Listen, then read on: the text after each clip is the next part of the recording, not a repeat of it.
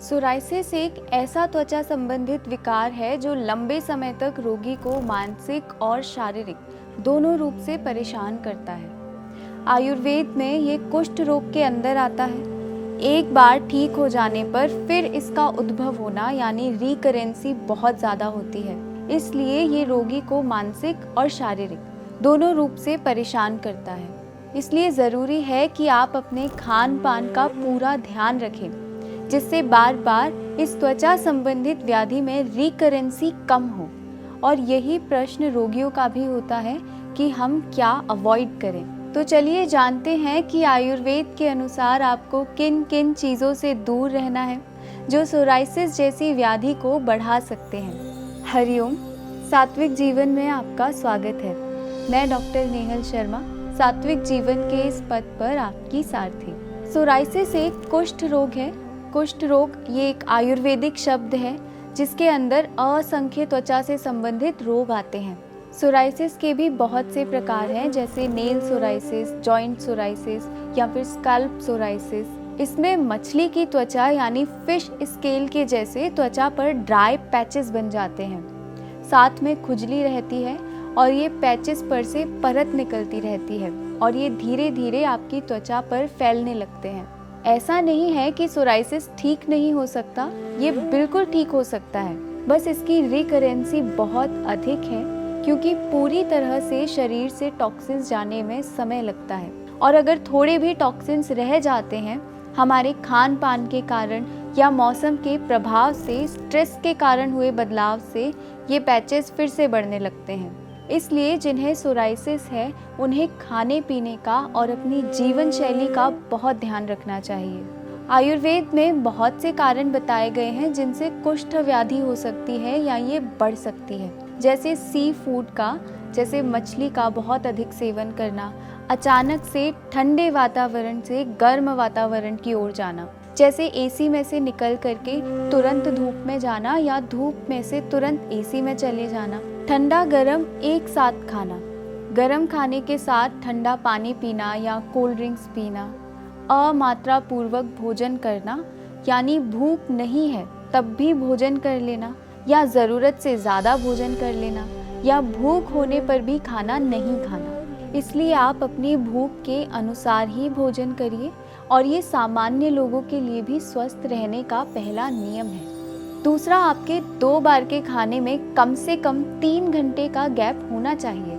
अजीर्ण में यानी पहले का खाया हुआ अगर आपको अभी तक नहीं पचा है और आप पुनः भोजन करते हैं तो ये पाचन शक्ति को, आपके मेटाबॉलिज्म को नुकसान पहुंचाता है। तीसरा, विरुद्ध आहार का सेवन करने से भी टॉक्सिन्स बढ़ते हैं, जैसे फलों को दूध के साथ में लेना, मछली को दूध के साथ में लेना, एग्स यानी अंडे दूध के साथ में लेना, रात के समय दही या फिर फ्रूट्स खाना, नमकीन या नमक वाली चीज़ों को दूध के साथ में लेना। तो सबसे अच्छा है कि आप सात्विक भोजन अगर नहीं करते तो आप प्रारंभ कर दीजिए, क्योंकि सात्विक भोजन से अच्छा स्वास्थ्य के लिए कुछ भी नहीं है।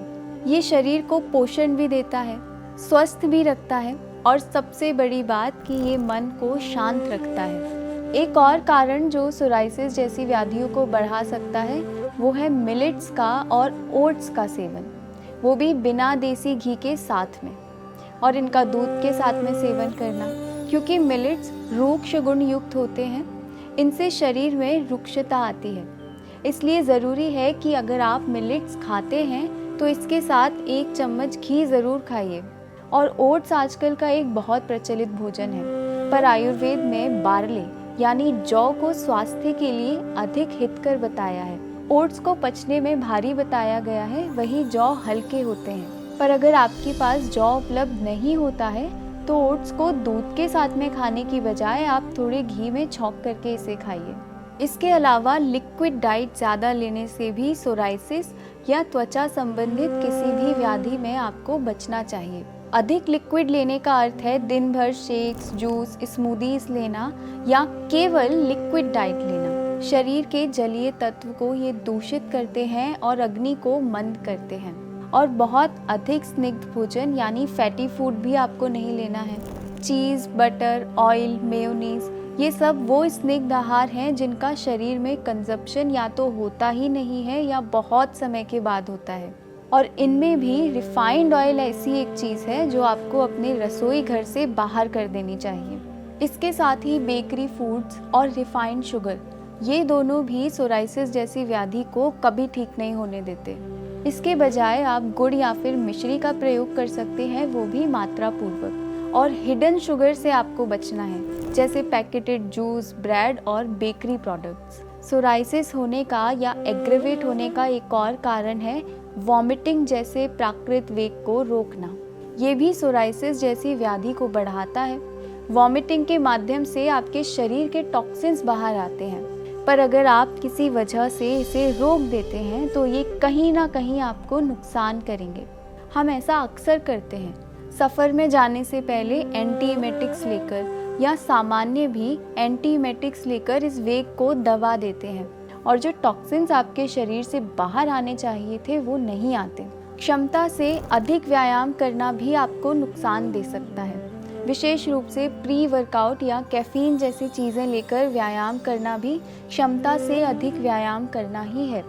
इसलिए अपनी क्षमता के अनुसार रोज़ाना आप केवल आधा से 1 घंटा व्यायाम करें या आप 1 से 2 किलोमीटर रोज़ाना वॉक कर सकते हैं। एक और कारण जो त्वचा संबंधित व्याधियों को बढ़ा सकता है वो है पूरा दिन फास्टिंग करने के बाद अचानक से बहुत हैवी मील लेना। इसलिए आप अगर उपवास करते हैं तो पचने में हल्का अन्न लीजिए, ना कि डीप फ्राइड भोजन। उड़द की दाल और तिल का भी अधिक सेवन आपको नहीं करना है, ये भी त्वचा संबंधित विकारों को बढ़ाते हैं। इसके बजाय आप मूंग या फिर मसूर या फिर अरहर की दाल का सेवन कर सकते हैं। तो कुल मिलाकर के देखा जाए तो आपको घबराने की ज़रूरत नहीं है। ये वही आहार के नियम हैं और वही छोटी छोटी बातें हैं जो एक स्वस्थ व्यक्ति को भी ध्यान में रखनी है। तो कोई बहुत विशेष परहेज या नियम आप पर नहीं लगाए गए हैं, बस ध्यान में रखना है कि आप बाहर के बने हुए किसी भी आहार से बचिए, या यूँ कह लीजिए जो आहार आपने बनते नहीं देखे, जिसका आपको पता नहीं है कि इनमें क्या इंग्रेडिएंट्स हो सकते हैं, तो आप उसे मत खाइए। इसके अलावा आप घर का बना हुआ ताज़ा सात्विक भोजन कीजिए, समय पर सोइए, समय पर उठिए और मेडिटेशन ज़रूर कीजिए। सोराइसिस जैसी व्याधि आपके स्ट्रेस से और बढ़ जाती है, इसलिए स्ट्रेस को दूर रखना बहुत ज़रूरी है। सोराइसिस ठीक करने के लिए किस किस प्रकार का आहार आपका होना चाहिए और चिकित्सकीय परामर्श के साथ आप स्वयं कैसे अपनी त्वचा का ध्यान रख सकते हैं, ये जानने के लिए हमारे साथ जुड़े रहिए। मैं और मेरा सात्विक जीवन का परिवार फिर से योग और स्वास्थ्य से जुड़ी कुछ नई जानकारियों के साथ आपसे जल्द ही मिलेंगे। तब तक के लिए हमारे इस वीडियो को लाइक और शेयर करें और हमारे इस चैनल को सब्सक्राइब करें। दिव्य शक्ति की कृपा हम सब पर बनी रहे। हरिओम तत्सत।